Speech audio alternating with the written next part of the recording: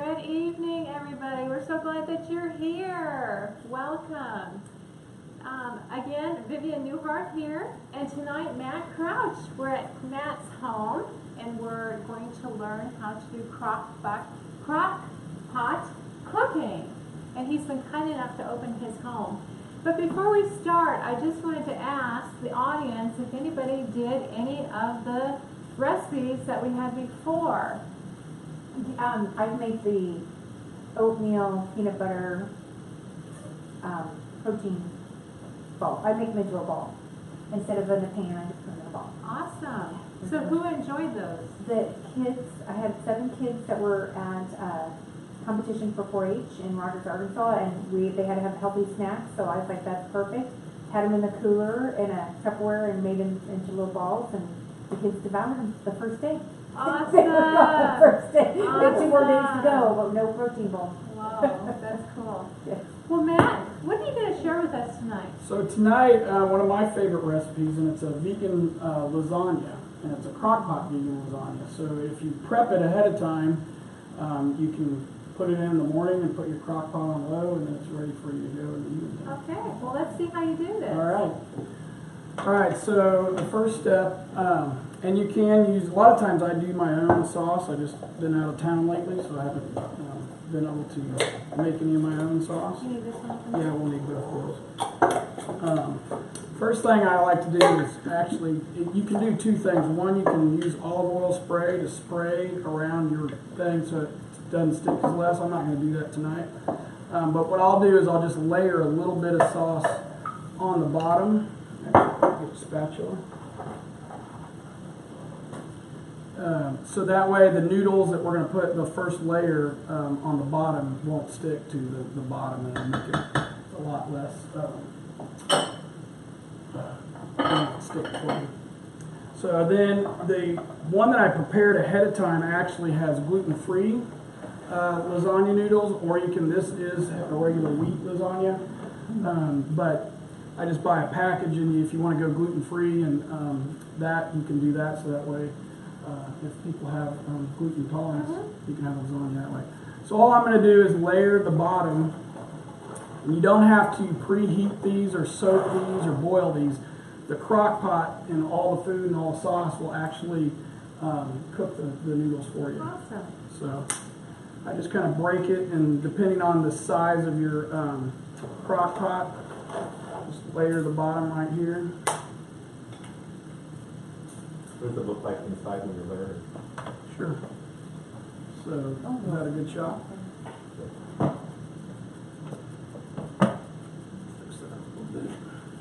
Has anybody ever tried this? Have you tried this at home? No. And then I'm going to put a little bit more sauce on top of the noodles. Like totally cover it? Yeah, just put a little on there, and then take your spatula and just, cover over the noodle a little bit. It doesn't have to be thick. We're going to put the vegetables on, and then we'll put another layer of sauce. And it takes a good 2 jars of sauce. Okay. Then you can do any of, so what I've got tonight is I love mushrooms, portobello mushrooms, those are my favorite. And then I have zucchini, which is another one of my favorites, spinach, red and yellow peppers, and then you can do onions or whatever other ingredients. And I like to sprinkle a little bit of just chopped raw garlic on each layer too, because I love garlic. So, all right, I'm going to start with the spinach, and I can show you that again, Fred. You just layer a little bit of the layer here. So, and then you just really, it's just taking a little bit of each ingredient and layering it. Oh, the other thing I didn't get out, let me get that out, is you can put vegan cheese on it if you want, or you can do it without. I personally don't put a lot of vegan cheese, but a lot of people like to have that. So I'm going to grab some vegan cheese. And I use Gaia cheese that you can get at natural grocers or any of the health food stores. And then we're going to sprinkle some mushrooms in there, and then I'll show you again, Fred. Put a little zucchini. It's beautiful. Yeah, that's, it's funny, when I talk about vegan cooking and being a vegan for 9 years, I tell my kids this all the time. When you eat, you want to have that rainbow coloring, That's right. and that's what's fun about that. Another thing you can do is if you have good fresh tomatoes, you could slice up a few tomatoes in there too. So here's a shot of it later. And you want to tell them in 30 seconds your background really quick? Becoming vegan? Yeah. Sure. About 9 years ago, I just felt I was a little bit getting to the point where I was getting severe. I wouldn't say severe over. I was overweight. I was my normal weight's about 175, and I was pushing about 201, and I was having cholesterol problems, and then I also just some religious reasons. I just felt like I wanted to go to a more natural way, and so I did a juice fast. Actually, Rick over here helped me with that, and I was doing a 10-day juice fast. While on that, I was just felt convicted that if I'm going to go through all this trouble to do this juice fast, I wanted to just change my whole lifestyle. And so doing that, I decided to go vegan. That was 9 years ago, and been vegan ever since. Awesome. So again, I just thought I'd show you. I put a little sauce on top of there, and then threw another layer of noodles. And again, I'm going to put another layer of sauce on top of the noodles. And that, again, the reason why I do that is it helps the noodles cook.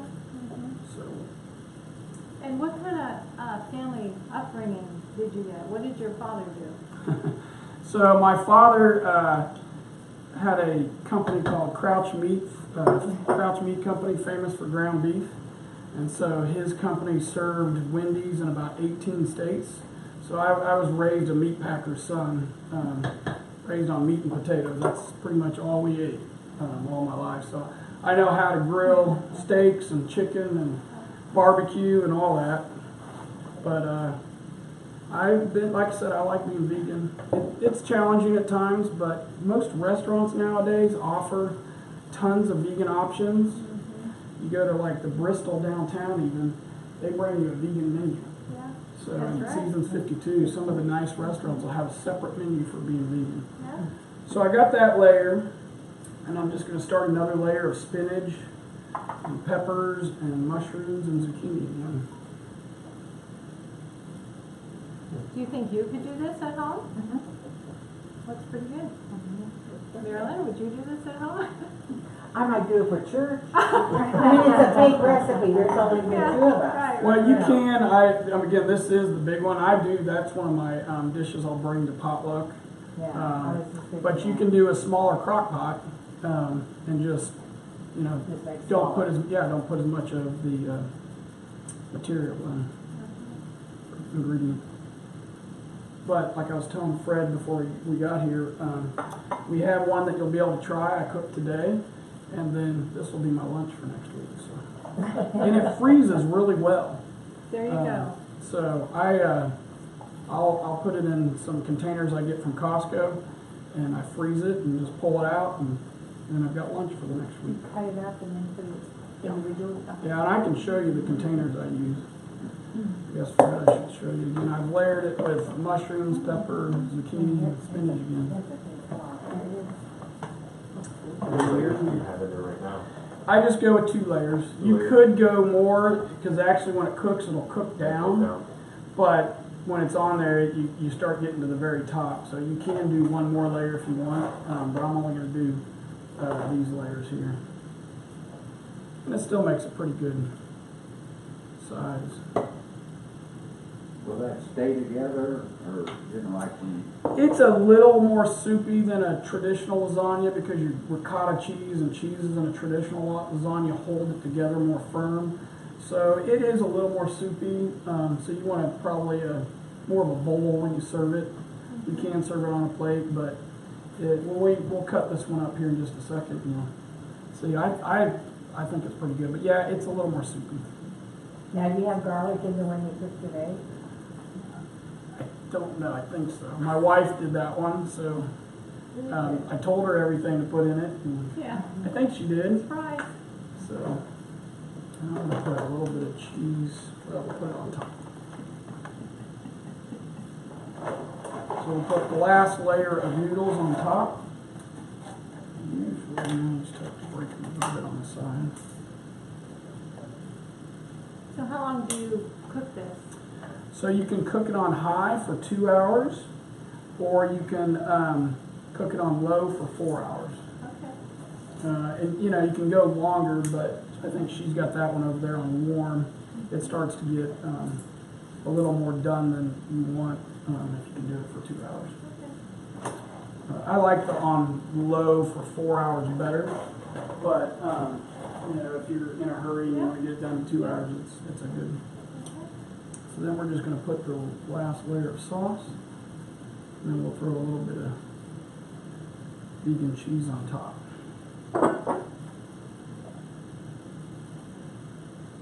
And then we probably need to get to the next one. Sure. Yeah, since we're not vegan, what would that do if you put like, some other cheese on it? Or you could Absolutely. use like, when you serve it with Parmesan. Yeah? Yeah. You can use any of the cheeses that you normally would in a lasagna in any of the layers, and it'll cook just like a normal lasagna.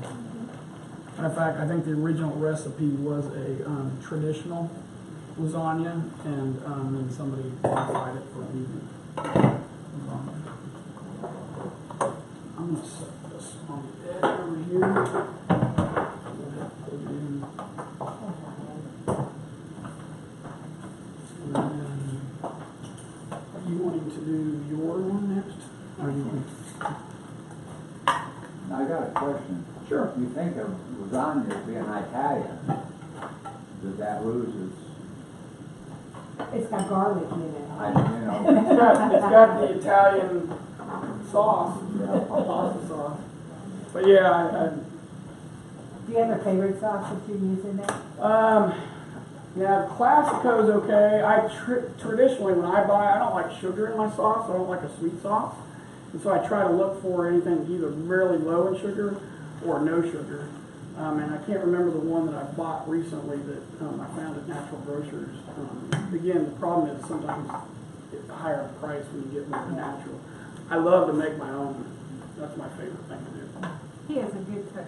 He does all kinds of classes on essential oils and teas. I've learned a lot from that.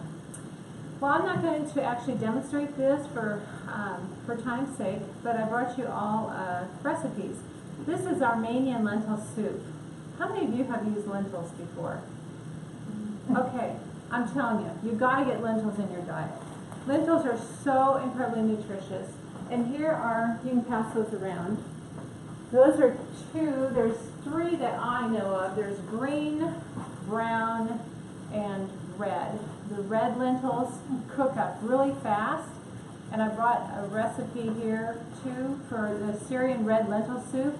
Incredibly delicious and easy. And with the Armenian lentil soup, lentils, brown rice, onions, lemon, Bragg's liquid amino. Remember we talked about that in another class. Bragg's liquid amino is a replacement for, or in place of, like soy sauce, a little bit healthier. And then a chicken style seasoning, garlic powder, dill weed, cumin, spinach, and diced tomatoes. This is my favorite lentil soup, and I've made a lot of different lentil soups. So you'll be able to try this one. And there we go, of course. Bragg's liquid amino, and I know you saw that before. It's got all the amino acids. And lentils are an awesome food because they're high in protein and they're high in calcium. And so they're so for getting that protein source for vegetarian, lentils are the bomb food. So. High in iron also. Oh, yes, high in iron. I remember Rick's wife was very, very low in iron, and they were poor back in that day. And so she was eating lentils like 3 times a day, wasn't it? Every day, Every day. for about a year. Yeah, for a year, and brought her iron levels up. So lentils is a great food. Anything else to add to that? No, we use lentils too. Again, being vegan, I try to get a Yeah. wide variety Yeah. of protein. Yeah. So anyway, okay, so you'll be able to try this one. And you're going to talk about. Yep, and I didn't do a pre-one, but I'll show you one of my favorite breakfasts. Sometimes I like to do it fresh on the stove, but again, if you want to cook it overnight on low. I love oatmeal for breakfast. It's another one that is very healthy for you instead of getting sugary cereals. And so typically I have a smaller crock pot, as you can see here. And the ratio that I use is 1 cup of oatmeal to 2 cups of water. And we'll just put it in there. And then you'll just do your water. I'll go ahead and cook this up. I'll have my breakfast for tomorrow already. You got lunch and breakfast. And probably a Good thing we came. teaspoon of cinnamon. I don't typically measure, so I just kind of sprinkle some cinnamon. We have talked about recipes or just suggestions. Yeah, 2 So, cups of water. You do need 2 cups of water. yeah, okay. And then, again, usually probably a teaspoon or half a teaspoon of vanilla, but I just pour a little bit in there. And then you just put that on low. And now I will say when you cook it in a crock pot slow overnight, it's a little more what I'd call mushy. And I like my oatmeal less mushy. So a lot of times in the morning I'll cook it on the stove, especially Saturday, Sabbath morning, I'll do oatmeal. And then what I would do in the morning is add like sliced fresh strawberries. Sometimes in the morning, like I'll come down and put some frozen cherries and blueberries, and so I'll have strawberries, blueberries, cherries, crushed walnuts sometimes on top. You can also add some flaxseed if you want flaxseed. Chia. Any of that can be added in the morning or even overnight if you want to cook it in there. Okay. Okay, well, very good. And again, if you go online, I checked, there's just so many crock pot cooking ideas out there. I was just amazed. I mean, just pages. So go out and One thing I would add with the oatmeal, for me, a lot of people like to add either brown sugar or honey. If you put lots of fresh cherries and strawberries in there, I don't add any sugar to mine or add any honey. I just eat it just there like you that. go. There you go. Do you use like almond milk or something with it? You can, yeah. In my smoothies, I add almond milk. All right. Well, I just want to thank you again for coming. And next time, I was thinking about doing some quick appetizers. You know, healthy appetizers. And how does that sound to everybody? Okay. Well, we will see you next time. Thank you so much. Thank you.